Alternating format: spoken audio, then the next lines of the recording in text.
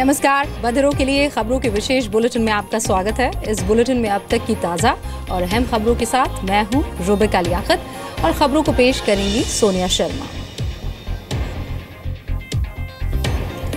UP में आतंकी भगवा लिबास में हमला कर सकते हैं। ये आतंकी 18 साल की उम्र के हो सकते हैं। खुफिया अलर्ट के मुताबिक नेपाल के रास्ते करीब 25 टेररिस्ट यूपी में घुसपैठ कर चुके हैं और साधु की ड्रेस में ये हमला करने की फिराक में है। खास बात यह है कि आतंकियों को हिंदू रीति रिवाज की ट्रेनिंग दी गई है। सूत्रों के मुताबिक यूपी में कई धार्मिक जगह और विधानसभा पर हमले की योजना बनाई जा रही थी।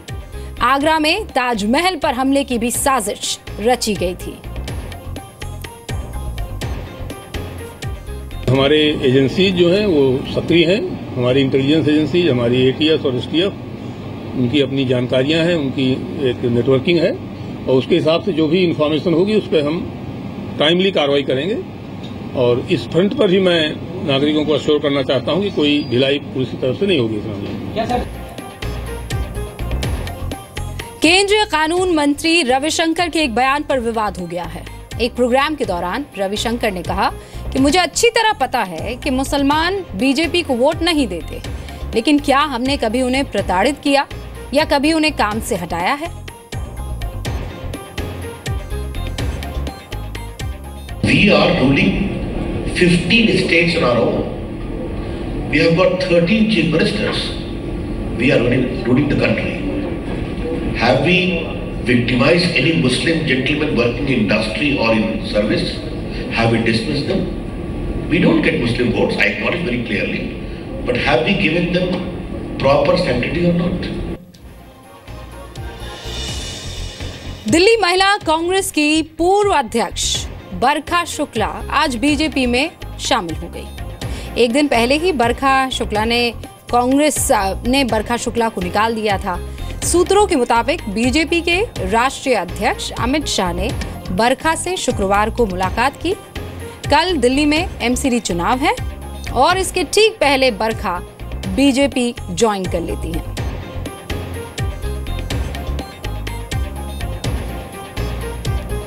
दिल्ली के सीएम अरविंद केजरीवाल ने कहा है कि बीजेपी को वोट दिया तो डेंगू के जिम्मेदार दिल्ली वाले ही होंगे। 10 साल से एमसीडी में बीजेपी की सरकार है।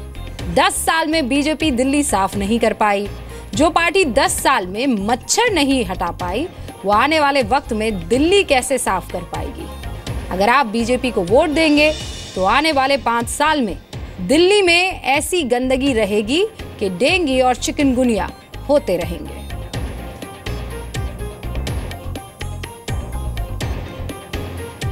एमपी के छिंदवाड़ा में राशन बांटने के दौरान आग से मरने वालों की संख्या अब 13 हो गई है। राज्य सरकार ने मारे गए लोगों के परिवार वालों को 5-5 लाख रुपए की आर्थिक सहायता देने का ऐलान किया है। घायलों को 50-50 हजार रुपए और इलाज का खर्च देने का ऐलान हुआ है। पीडीसी सिस्टम की दुकान में कई तरह की खामियां पाई गई है। दुकान में 2 दरवाजों की बजाय एक ही दरवाजे का इस्तेमाल हो रहा था। दुकानदार नियमों की अनदेखी कर बंद कमरे के अंदर केरोसिन बांट रहा था। लखनऊ में मसाज पार्लर की आड़ में चल रहे जिस्म फरोशी के कारोबार का पुलिस ने पर्दाफाश किया है। पुलिस ने छापा मारकर 10 लड़कियां 7 लड़कों को पकड़ा है। इस पार्लर को सील कर दिया गया है। खुद एसएसपी मंजिल सैनी ने अपनी टीम के साथ यहां रेड की। मसाज पार्लर के मालिक को गिरफ्तार कर लिया गया है।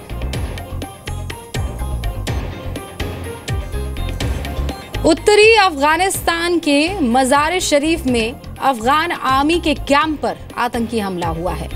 50 से ज्यादा सैनिक मारे गए। अफगान के हमलावरों ने अफगान मिलिट्री के यूनिफॉर्म पहनी थी। हमला तालिबान के आतंकियों ने किया है।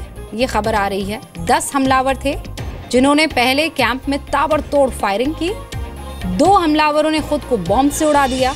हालांकि अफगान कमांडोज की जवाबी कार्रवाई में 7 हमलावर मारे गए, 1 को पकड़ लिया गया है।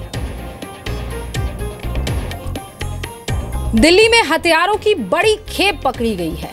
निजामुद्दीन इलाके में एक लड़के को 30 सेमी ऑटोमेटिक पिस्टल्स और कार्बाइन के साथ पकड़ा गया है। पुलिस के मुताबिक पकड़ा गया आरोपी हथियारों की खेप किसी को देने के लिए निजामुद्दीन आया था।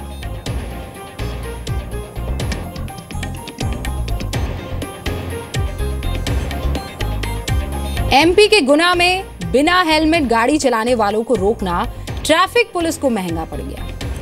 3 लड़कियां बिना हेलमेट के स्कूटर चला रही थी। ट्रैफिक पुलिस ने उनकी गाड़ी को रोका, चालान काटने की बात कही। इससे नाराज होकर लड़कियों के रिश्तेदार पुलिस वालों से बहस करने लगे। ट्रैफिक कांस्टेबल आशुतोष तिवारी ने जब लड़कों का विरोध किया तो लड़कों ने उनके साथ मारपीट शुरू कर दी।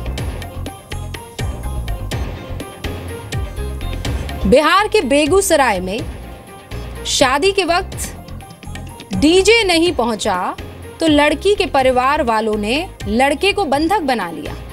लड़के वालों ने डीजे का वादा किया लेकिन डीजे का इंतजाम नहीं हो पाया। नाराज होकर लड़की ने शादी से इनकार कर दिया और दूसरे लड़के से शादी कर ली।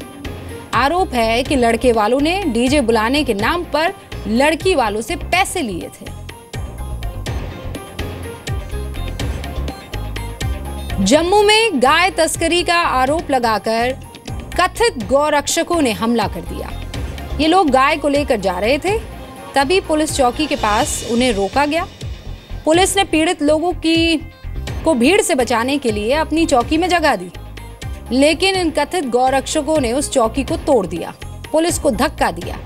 गाय तस्करी का आरोप लगाकर इन लोगों ने मारपीट की। पुलिस ने इस मामले में अब FIR दर्ज कर ली है। यूपी के अमरोहा में 2 बच्चों की मौत हो गई। 4 बच्चे खेलते खेलते कार में बैठ गए। कार खराब थी, बच्चों ने कार का सेंट्रल लॉक लगा दिया। कार के अंदर वो लोग लॉक हो गए और दम घुटने की वजह से 2 बच्चों की मौके पर ही मौत हो गई। एक बच्चा बेहद सीरियस हालत में अस्पताल में है।